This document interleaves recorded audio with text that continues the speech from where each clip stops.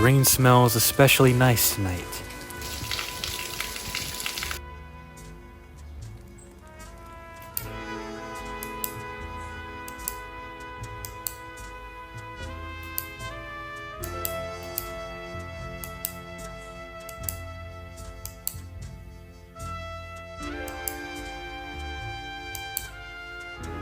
The folks around here call me criminal. But the only crime I'm guilty of is pissing off people of the McFarlane gang and buying plastic. But in this line of work, you make enemies. And when you get your hands dirty, someone's gonna notice.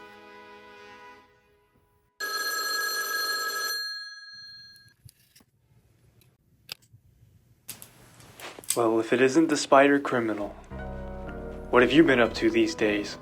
Nothing, Bobby. Just getting ready to expose your boss. Now start talking before I shove my foot up where the sun don't shine. Hey, relax. There's no need for all that. I just wanted to offer you a deal. What deal? Listen, criminal. These videos of yours, the boss don't like them. And if the boss don't like them, then I don't like them. So here's what you're gonna do. Review a figure completely unrelated to the boss man, and we'll be all good. And what if I say no? Well, then I guess you wouldn't mind losing your collection again?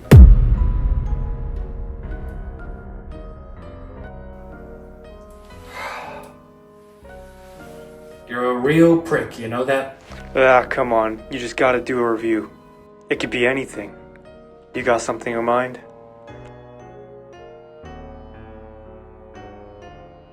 Yeah, I do.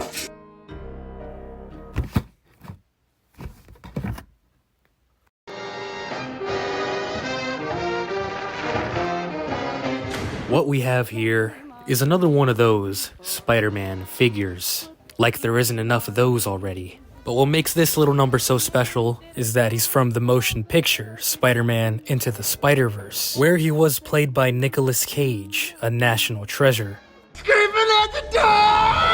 He comes in quite the bold packaging. It has almost as much character as the movie itself.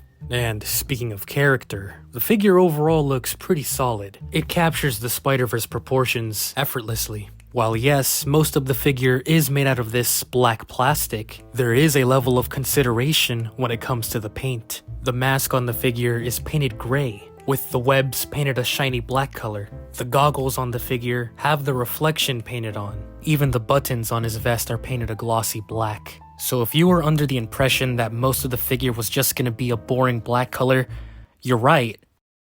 But there is some variation. The coat has its kinks. The bottom half is separated by two parts, which you have to attach yourself, as well as these two tassels, which all come separated in the box. All of these pieces are on hinge joints, which means you can pose them to flow in the wind. And the wind, it smells like rain.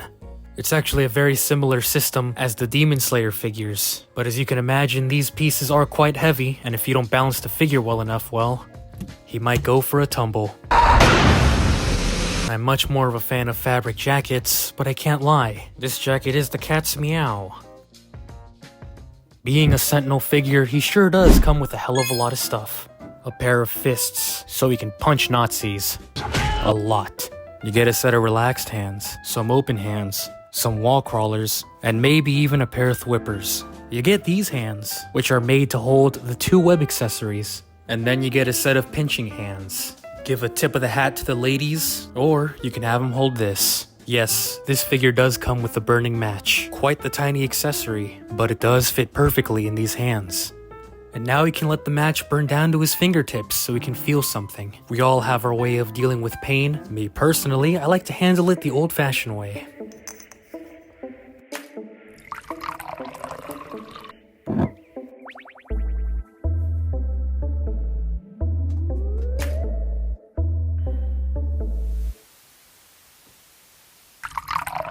And you get one weapon-holding hand to hold this thingy. And I may be off my rocker, but I don't think this is the gun he used in the movie. The gun he uses is a Luger pistol, and as you can see, this ain't no Luger pistol. Half of it is, but I have no idea what type of nozzle this is supposed to be. You can't even put it in his holster. As a matter of fact, the instructions explicitly tell you not to put it in there.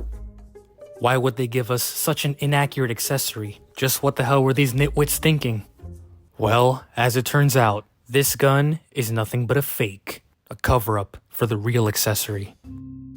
With every Sentinel figure, you get one of these stands. When you take it out of the box, there's a peculiar black bag hiding underneath. Now, when I first saw this, I thought somebody stashed some drugs in my toy. But inside this little baggie is, in fact, the proper Lugal pistol. The exact one he had in the film, and the one that fits perfectly in the holster. So this inaccurate gun from earlier acted as a Trojan horse. I have absolutely no idea why they did this. I know there's a rule over at DC which prohibits the use of guns for accessories on their action figures. But this is a Marvel figure, and to my knowledge, they don't have such a rule over there. It's quite the head-scratching case, but whatever the case, I'm glad they included the original accessory as intended. And finally, a neat little feature is you can take off the hat. But as you can see, it leaves him a little pin-headed. Lego head ass, if you will. Which is why you get this alternate head. And now, you can pose the figure without his hat. This figure comes with the perfect amount of accessories. The only one that's missing is a Rubik's Cube. This is purple. Now. Blue. Now. Purple. Now. As far as the figure's articulation, as you can imagine, it's pretty bitchin'. The head has a ball joint on both the head and the neck, which allows for great movement. And as always, the shoulders are on ball joints. Just ball joints. There's no armpit joints or anything of that sort, yet the range of movement is still better than most import figures. Sometimes, less is more. Except when it comes to the biceps, there is no bicep swivel. It doesn't even swivel at the elbows, which is a shame, because this figure could have really used one. Why the hell isn't there a bicep swivel? It makes me so goddamn mad. But the rest of the arm is completely fine. No need to drink your sorrows away. There's two ball joints, one on the abdomen and one on the waist. The range of movement you get with these two joints is absolutely spectacular. No, not that kind of spectacular, but pretty damn close. The holster is actually articulated, moving from side to side. Now the hip joints are quite peculiar. They move forward as you would expect, pretty damn far too. And the figure kicks outward with this big ass hinge joint. So yes, the figure does kick outward very well, although it does look a little weird. But with that being said, they are still connected with a ball joint, which is actually kind of a problem. Sometimes there's a gap at the front that you gotta fix yourself, but there is an upper thigh swivel, double jointed knees, swivel and hinge at the ankle, and our beloved toe joints. Needless to say, this figure poses like a dreamboat. The simple yet effective articulation is a staple of Sentinel figures, and this figure is no exception. And as it turns out, the figure does in fact have a swivel at the elbow. But of course I realized this too late. Now I gotta add this whole section in the video, which is complete bullshit. But it's not like this man has no problems. The knee joints, they're kinda weak. They have a bit of trouble holding the whole figure up sometimes. Another side effect of the coat being plastic. And you still can't remove the webs from the thwippers. But what can you do?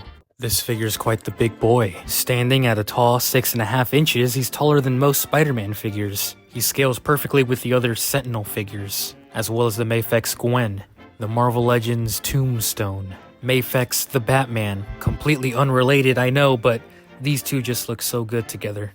The SH Figuarts Spider-Man 2099. Here he is next to another fedora-wearing badass. And here he is with the Marvel Legends comic book Spider-Man Noir. Still a very good figure, just a little bit outdated. Now, if you're wondering if I have the Marvel Legends Spider-Man Noir from the movie, no. That figure is just a reuse of the Marvel Legends What If Star-Lord.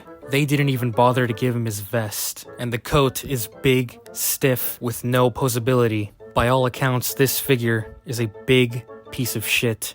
The Figuarts FN Spider-Man and the Figma Airhead. Now, it doesn't take a genius to guess that I love this figure. He isn't perfect by any means, but at the same time, he kinda is. All of the accessories are fantastic. But if you ask me, I think this figure's posability is the main selling point. At just about $70, I think this is the best Spider-Man Noir figure ever made. If you want him, Miles, or Gwen, they're in stock at HobbyLink Japan. Go ahead and use my link if you want to take a little gander. And as for me, I love you all. Now, if you excuse me, I have some business to take care of. Alright, you asshole. It's done. Oh, just a bit longer, criminal. I think old Bobby here would appreciate that. Anyway, how have you been, criminal? It's been quite a while. What do you want? Retribution. Look, just go to this address and all will be revealed. Tell me, who's old, not willing to fold many toys he's sold? He'll make sure your pants are soiled.